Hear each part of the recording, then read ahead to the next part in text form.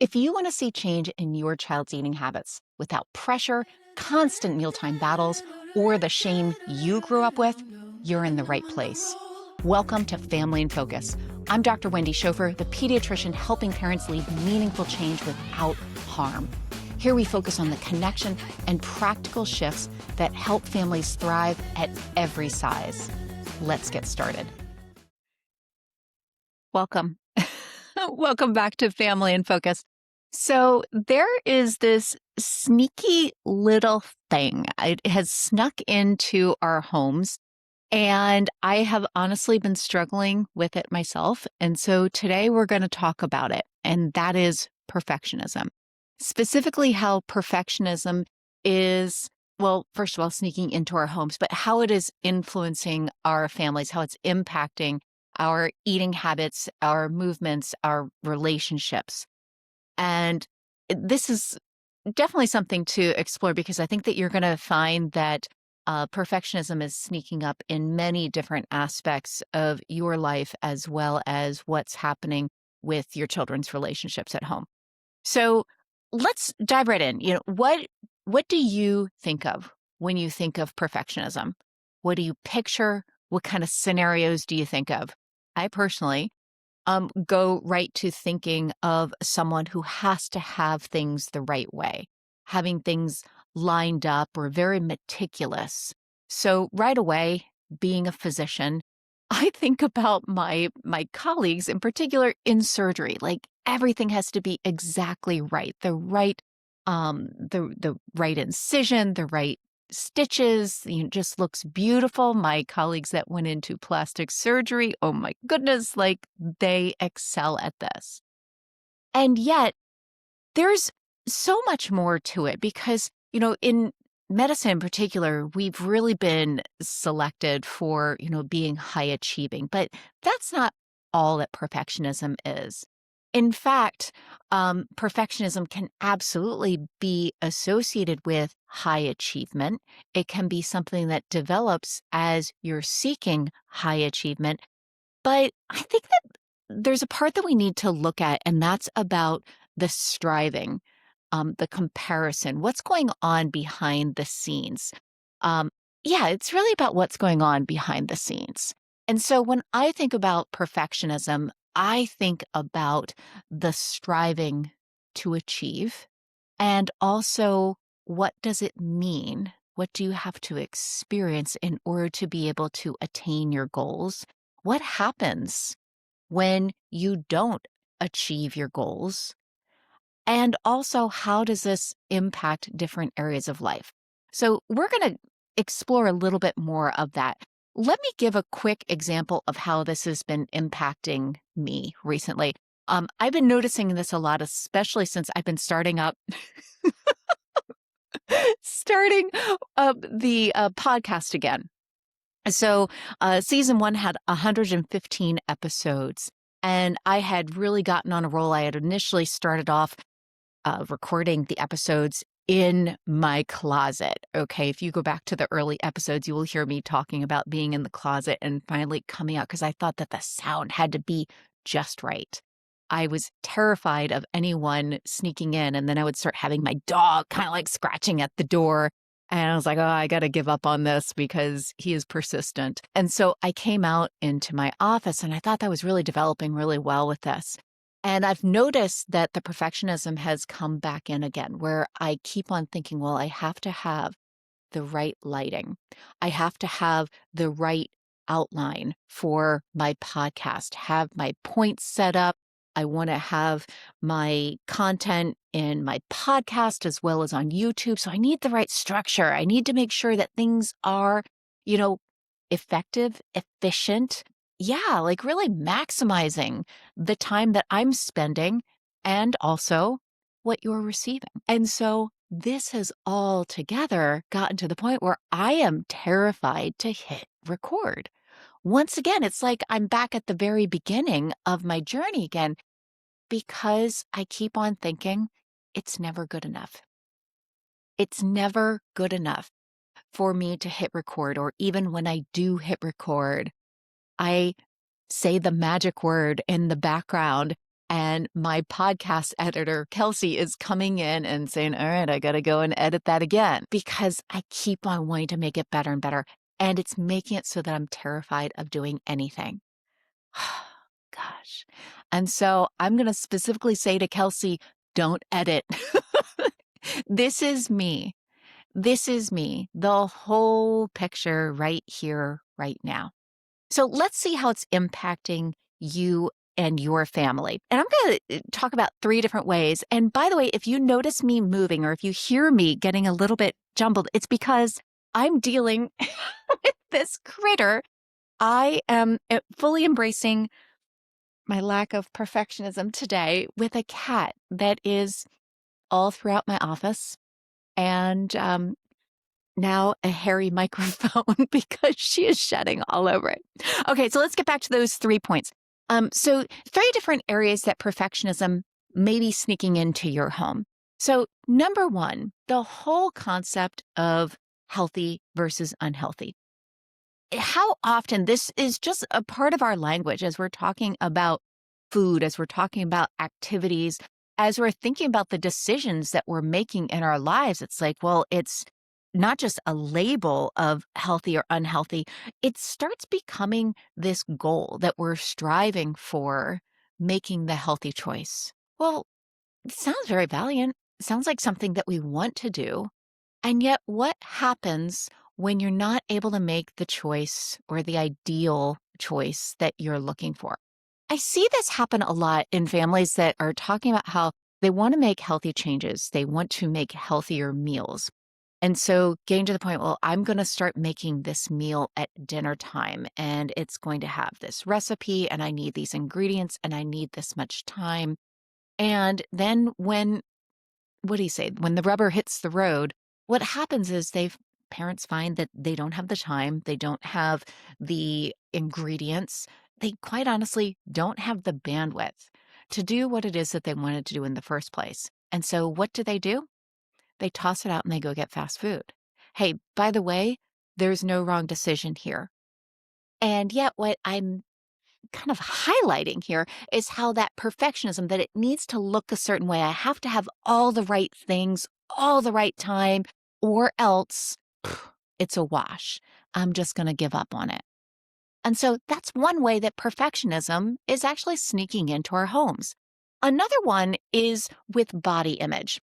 So, thinking about our thoughts about our bodies, our perceptions. Well, how much of that is being influenced by the messages that we're receiving and, quite honestly, the comparison that we're making? So perhaps it's a comparison to what your body looked like before. Maybe it's the comparison of what your body or to what someone else's body looks like as you're viewing them in person or as you're, scrolling on social media.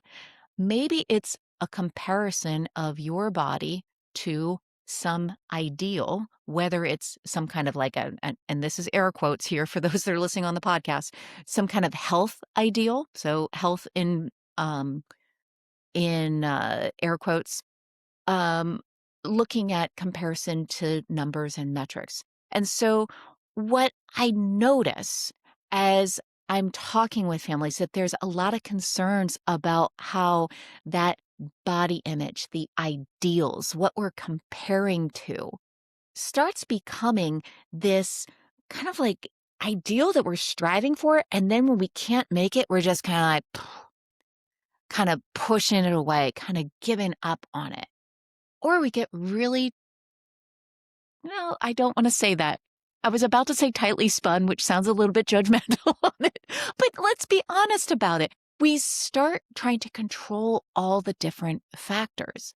And so that's where that perfectionism, that striving for an ideal that's out there, whether you determined it or someone else did, or it's comparison, where we start having this laser focus on it. Well, what happens is we can start becoming really rigid. We can also, once again, if we notice that we're not achieving that goal, we can start tossing it away. And so that's where a lot of the scrolling, the comparing, where it's something that uh, what this often will look like is like thinking that if I'm not achieving that, that I must be failing. There is an element of perfectionism in that, that if I'm not meeting these ideals, which are quite honestly, you know, pervasive, like in our culture, there are so many different cultural ideals that are being promoted. Can't even say about what's realistic, what's not, what is healthy or not. But there's a lot of different kind of benchmarks that are being put out there for us to strive for. And noticing what happens as we're like, this is not realistic for me, for my life, for my body, and how much we start beating ourselves up for that. Or going back again to the scrolling, start doing the doom scrolling. Yeah. So the third one is actually a different part that I notice, and this is one that I'm gonna like stand up. No, I'm not. I'm gonna sit. But I'm gonna just say that this is me. Okay. So the perfectionism that I think that it needs to look a certain way. My goodness, this is my podcast in a nutshell. I think it needs to look a certain way. And when I don't have all the right factors, when I don't have everything together for it, I procrastinate. I am dragging my feet. I keep on finding more reasons that it's not the time to do this because, well, the lighting's not right. The animals aren't taken care of. I didn't freshly wash my hair. Um, you can apply this to your life as well. Yeah, like what happens when you're thinking about, going out and doing your favorite activity, or we can just change it, going to work out. What's getting in the way? What's all the things that you think it all needs to line up? So whether it's procrastination or just flat out refusing to do it. So when we think that things need to look a certain way or they need to line up a certain way in order to do it, a lot of times we get to the point where we say, well, I'm just not going to do it because, well, this isn't good enough or the factors aren't lining up right. And I see this a lot with kids, in particular with getting out and playing sports. And hear about, families are saying, I can't get my kid to go out and play on this sports team. So, say for the soccer team, because, well, he's not good at it. He's not good at soccer. And so he doesn't want to go out and play, or I don't want to put him out into this sport because his friends are more advanced. So he's not going to get the play. And let's just be honest. This happens. This happens all the time. And it's another form of perfectionism because we think that it needs to look a certain way, that we need to perform a certain way in order to be able to get whatever the result is that we want, to be able to be on the team, to be able to play, to be able to say that we're good, to have fun. And I'm going to challenge this. And this is something that I noticed. Um, so I joined the adult women's soccer league. I think I'm getting all the right words there. The women's soccer league a number of years ago. By the way, moms play too. And I noticed that something was very, very different from when I was playing back as a high school student, which is the last time that I played. Let's just say there's been many years between that and now. And, back in high school, there was a lot of focus on the competition. I will tell you another day the story of me being cut from the team. That's not for today. But let's just say I did not meet all of those different criteria. And so for the longest time, I did not go and play soccer. I thought I wasn't good enough, that there was no reason for me to go out and do it because, well, I had been cut. Well, I wasn't good enough. And what happened is I went out and it was completely by an invitation from a friend of mine who just said, just come out and play with us. And what happened is I noticed that I was no longer making the comparisons. Okay, let's be honest. I do still notice comparisons. Okay, there are really, really amazing women on this team. Like they they can do things with the ball that I see what they're doing. It just does not happen with my body. And so while I can notice those comparisons, why I can even try to maybe play with the ball a little bit before I turn it over to someone else, I'm noticing that the goal now is for fun. I'm noticing that as I'm going out there just with the intention of not having it look a certain way in order for me to get on the field, it's about going out and just embracing the fun. And of course, I have so much more fun with it. And I think that that's something that I'm trying to apply that to what I'm doing right now as I'm talking about my challenges with perfectionism in the podcast. And so, for those that are watching the video here today, you will notice that I'm wearing, well, quite honestly, a shirt that I found in my soccer bag. It is thoroughly wrinkled. It does say "Get fresh with me." Yes, I love the sassy ones. This is from the Wallamoosic Farmers Market in Vermont. But fairly wrinkly. I've got my favorite jacket on, which is also filled up with cat hair because of that same critter that keeps on jumping in my lap. I took a little bit of a different approach today to writing my notes, letting go of what it all needs to look like. Because what I'm really trying to do is something that I'd like to invite you to do. And this is to just go out there and whatever it is. So if it's, we're talking about creating a shift to maybe a different meal plan. Like you're saying, hey, I want to, create a healthier meal tonight.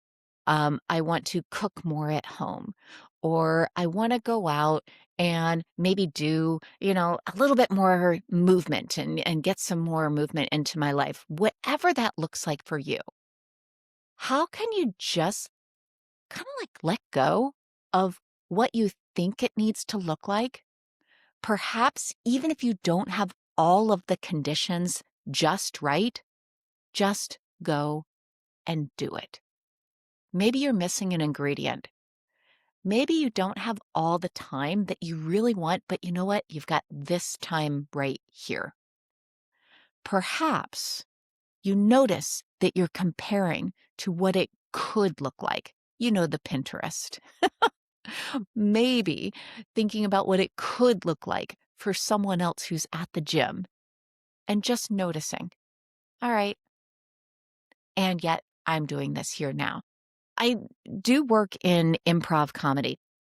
And one of the things that they taught me years ago, this is now, my goodness, 10 years ago that I started up with improv. And before we go out on stage, everybody is like going around tapping each other saying, all right, I got your back, I got your back, I got your back. So tapping on the back and then saying, now go out there and fail. And I was like, whoa, no, I'm sorry, I do not fail. They're like, no, go out there and fail.